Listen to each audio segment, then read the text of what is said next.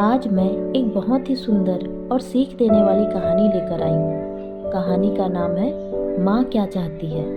एक दंपत्ति सूरज और शालिनी दिवाली की खरीदारी करने को हड़बड़ी में थे। पति ने पत्नी से जल्दी करने को कहा और कमरे से बाहर निकल गया। तभी बाहर लॉन में बैठी माँ पर उसकी नज़र पड़ी। कुछ सोचते हुए सूरज वापस कमरे में आया। शालिनी, तुमने माँ से भी पूछा है कि उनको दिवाली पर क्या चाहिए? शालिनी बोली, नहीं पूछा। अब उनको इस उम्र में क्या चाहिए होगा? 2 वक्त की रोटी और 2 जोड़ी कपड़े। इसमें पूछने वाली क्या बात है? सूरज बोला, यह बात नहीं है शालिनी, माँ पहली बार दिवाली पर हमारे घर में रुकी हुई है, वरना तो वो हर बार गांव में ही रहती है। अरे इतना ही माँ पर प्यार उमड़ रहा है तो खुद क्यों नहीं पूछ लेते? झल्लाकर चीखी थी शालिनी और कंधे पर हैंड बैग लटकाते हुए तेजी से बाहर निकल गई। सूरज माँ के पास जाकर बोला, माँ हम लोग दिवाली की खरीदारी के लिए बाजार जा रहे हैं, आपको कुछ चाहिए तो? माँ बीच में ही बोल पड़ी, मुझे कुछ नहीं चाहिए बेटा। सोच लो माँ, अगर कुछ चाहिए तो बता दीजिए। सूरज के बहुत जोर देने पर माँ बोली, ठीक है तुम रुको, मैं लिख कर देती हूँ। तुम्हें और बहू को बहुत खरीदारी करनी है, कहीं भूल न जाओ। यह कहकर सूरज की माँ अपने कमरे में चली गई। कुछ देर बाद बाहर आई और लिस्ट सूरज को थमा दी। सूरज ड्राइविंग सीट पर बैठते हुए बोला, देखा शालिनी, माँ को भी कुछ चाहिए था पर बोल नहीं रही थी। मेरे जिद करने पर लिस्ट बना कर दी है। इंसान जब तक जिंदा रहता है रोटी और कपड़े के अलावा भी उसे बहुत कुछ चाहिए होता है। शालिनी बोली, अच्छा बाबा ठीक है, पर पहले मैं अपनी ज़रूरत का सारा सामान लूँगी, बाद में आप अपनी माँ की लिस्ट देखते रहना।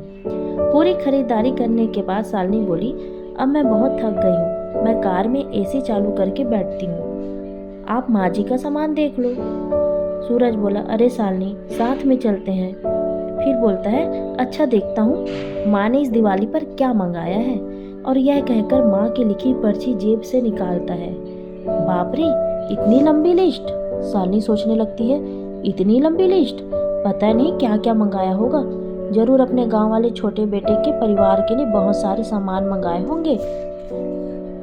शालिनी फिर बोलती है, और बनो श्रावण कुमार।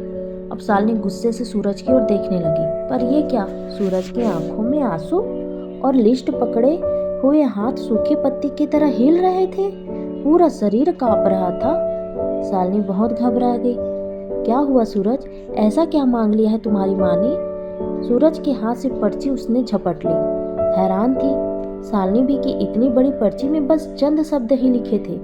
पर्ची में लिखा था, बेटा सूरज, मुझे दिवाली पर तो क्या किसी भी अवसर पर कुछ नहीं चाहिए बेटा, फिर भी तुम जिद कर रहे हो तो, और तुम्हारे शहर की किसी दुकान में अगर मिल जाए तो फुर्सत के कुछ पल मेरे लिए लेते आना।